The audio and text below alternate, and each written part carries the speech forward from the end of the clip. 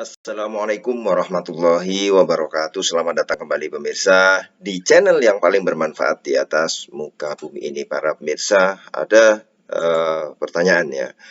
Kalau kita membahas tentang hubungan suami istri ya, ada dulu pernah di zaman Rasul itu geger gara-gara berhubungan suami istri itu dengan gaya belakang atau doggy style yang sebenarnya ya itu menjadi geger, menjadi perdebatan saat itu yang kemudian ternyata memang dalam Islam dibolehkan, yaitu tetap masuknya itu adalah ke dalam vagina atau farji ya, bukan yang lain. Kalau yang gayanya seperti itu tapi masuknya yang lain ya itu tidak boleh ya. Jelas. Tapi kalau lewat belakang dengan gaya dari belakang, tetapi itu masuknya tetap kepada yang dibolehkan, yaitu kepada vagina atau farji, itu tidak apa-apa. Tapi kenapa kok para sahabat di saat itu geger ya? Ini kita lihat dulu kronologi kisahnya ya para pemirsa semua, agar kita tahu ya tentang kalau kita berbicara tentang tarikh tasyri' ya, sejarah pensyariatan, kenapa ini ada yang melatar belakangi, atau asbabul wurud lah, sebab-sebab munculnya hadis atau sebab-sebab asbabun nuzul turunnya ayat dan lain sebagainya. Kita akan mengerti kronologinya itu bagaimana. Nah, ini ada ya dari Ibnu Abbas ya, ini meriwayatkan sebuah hadis. Sesungguhnya Ibnu Umar ya yaghfirulahu ya, Allah wallahu yaghfirulahu, dan semoga Allah mengampuninya. Dia telah khilaf, sesungguhnya terdapat sebuah pemukiman kaum Ansor ya, yang merupakan para penyembah berhala, hidup berdampingan ya bersama pemukiman Yahudi, yang mana Yahudi itu merupakan ahli kitab. Nah, mereka memandang orang-orang Yahudi memiliki keutamaan dibandingkan mereka, yaitu kaum Ansor itu ya. Jadi kaum Ansor ini kaum Ansor ini beranggapan bahwa orang-orang Yahudi itu lebih utama, lebih pintar dalam hal ilmu ya. Maka orang-orang di Ansor ini, kaum Ansor ini, mengikuti kebanyakan perbuatan orang-orang Yahudi, yaitu diantaranya adalah para ahli kitab. Orang-orang Yahudi itu tidak menggauli istrinya kecuali dengan cara miring berhadapan, di mana hal tersebut dipandang lebih menjaga rasa malu seorang wanita ya. Jadi gini, miring berhadapan.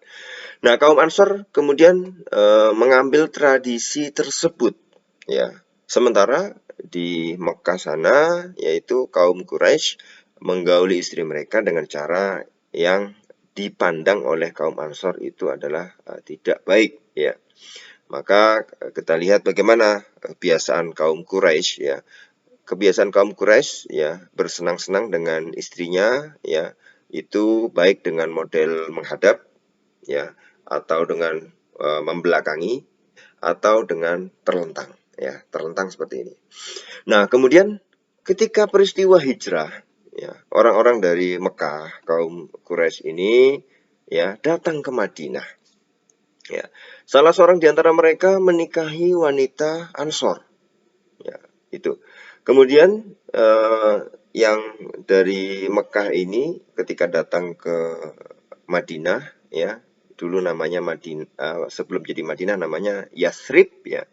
Dia menggauli istrinya yang orang Yasrib tadi, orang Ansor tadi, yaitu dengan cara Quraisy tadi. Jadi Quraisy tadi ya mungkin gini, mungkin gini, mungkin gini ya, seperti itu ya. Tetapi wanita Ansor tersebut mengingkarinya ya. Istrinya tadi yang dari kaum Ansor tadi mengingkari, loh, enggak ya. Sesungguhnya kami hanya didatangi dengan cara miring berhadapan.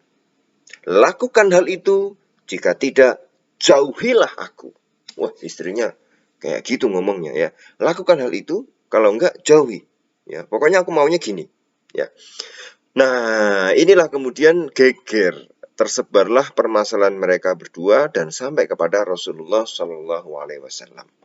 Jadi harus kita disclaimer ya para pemirsa, bahwa dalam hal apapun Islam mengajarkan ya jangan ada yang ditutupi. Permasalahan ini bukan untuk kemudian menjadi sesuatu yang tabu, tidak, tetapi ini agar tahu hukumnya. Kita ini juga pembelajaran bersama ya.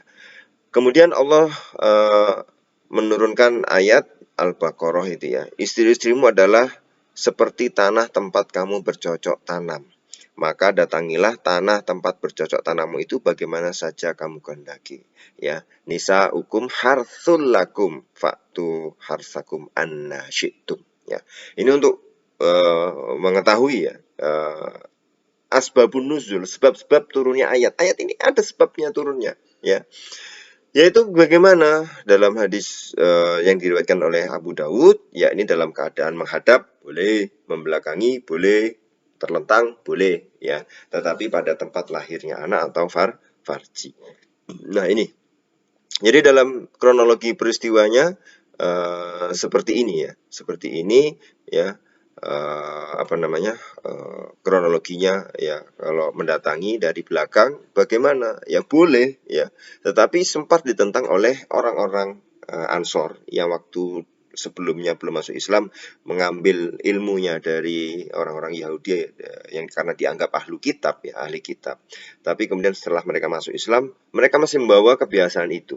Sehingga ketika ada salah seorang Muslim ya yang hijrah ke Madinah yang masih membawa kebiasaan kaum yang Mekah juga ya, terus kemudian dipermasalahkan oleh istrinya ini, dan ini sampai kepada Rasulullah, dan Rasulullah kemudian membenarkan, dalam tanda kutip mengkoreksi, yang benar itu seperti ini ya.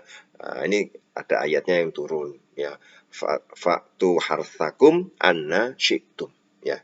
Datangilah istri kalian dari arah mana saja yang kalian suka ya, seperti itu, selama itu ke farji ya, bukan yang ke lain ya. Nah, kalau kita lihat juga ternyata ya ada peristiwa yang melatar belakangi juga dalam versi yang lain ya. Jadi awalnya orang-orang Islam ini di masa Nabi tidak pernah mempermasalahkan atau mempertanyakan kebolehan menggaul istri atau dalam tanda kurung bercinta dengan berbagai macam variasi. Sampai suatu ketika ada seorang Yahudi mengecam perbuatan mereka dan berkata, kalian tidak lebih seperti seekor binatang.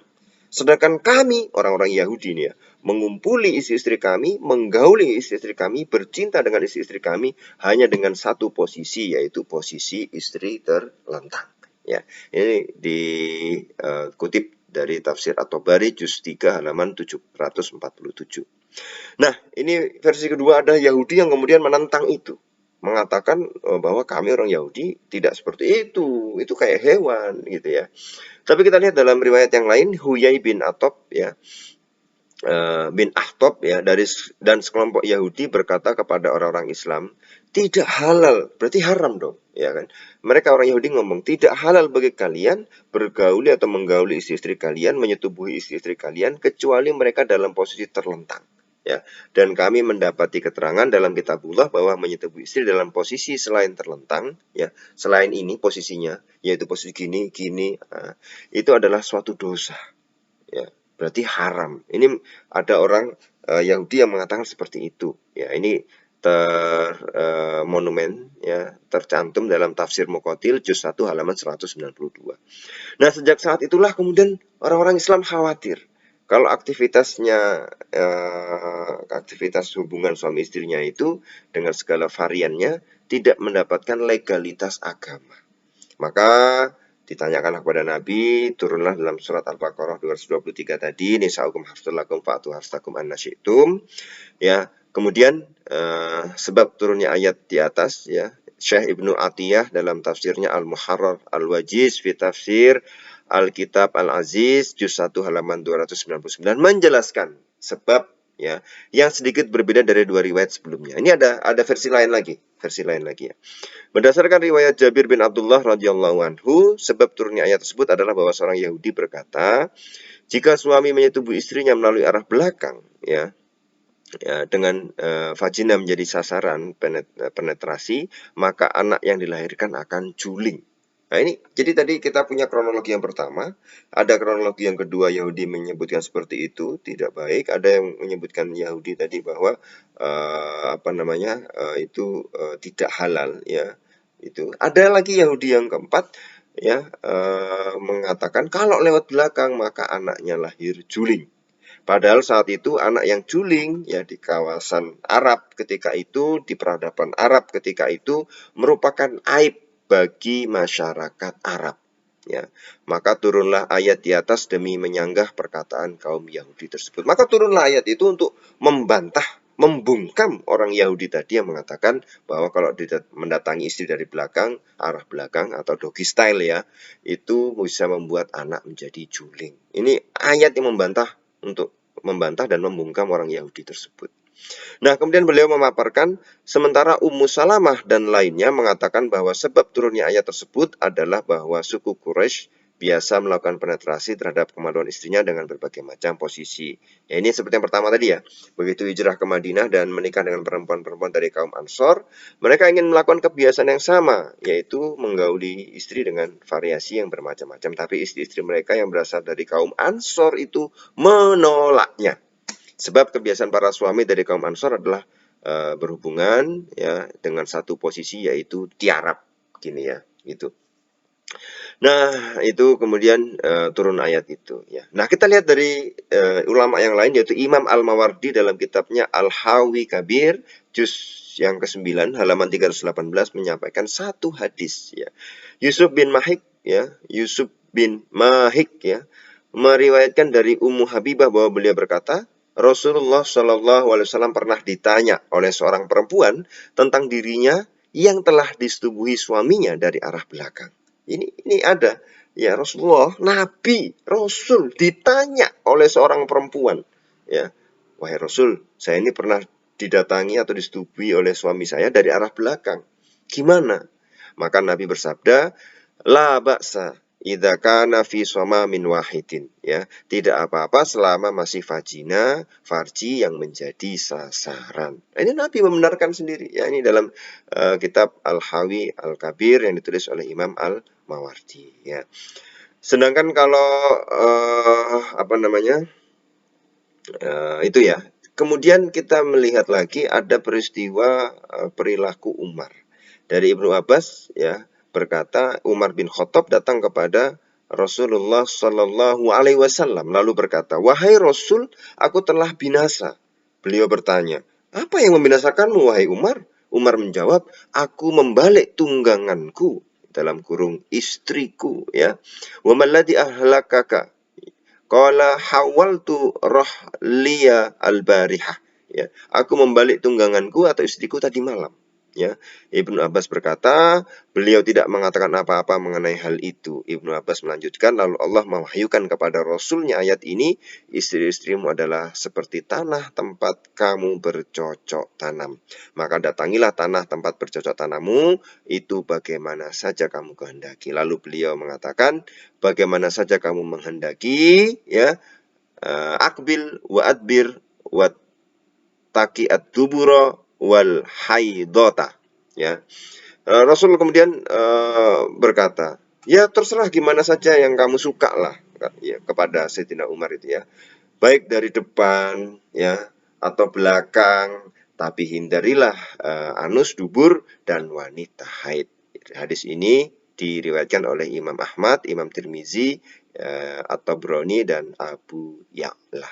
Jadi ya ini ada beberapa riwayat yang lumayan lengkap yang kemudian intinya adalah membolehkan ya. Ada orang Yahudi tadi macam-macam menjelek-jelekkan, ada bisa bikin juling apa dan segala macam, itu dibantah oleh ayat Al-Baqarah ayat 223. Jadi intinya para pemirsa ya, ini boleh dilakukan ya, kita tahu kronologinya. Dan itu sempat menjadi peristiwa yang menggegerkan saat itu ya, ketika setelah peristiwa hijrah orang-orang Mekah datang ke Madinah dan ternyata kebiasaan orang Madinah menolak hal itu, tapi kemudian dikoreksi oleh Rasulullah itu tidak apa-apa ya. Ini menjadi ada latar belakangnya, kita akan kemudian mengerti ya. Mohon maaf, ini disclaimer tidak untuk membuat sesuatu yang tabu di bagaimana.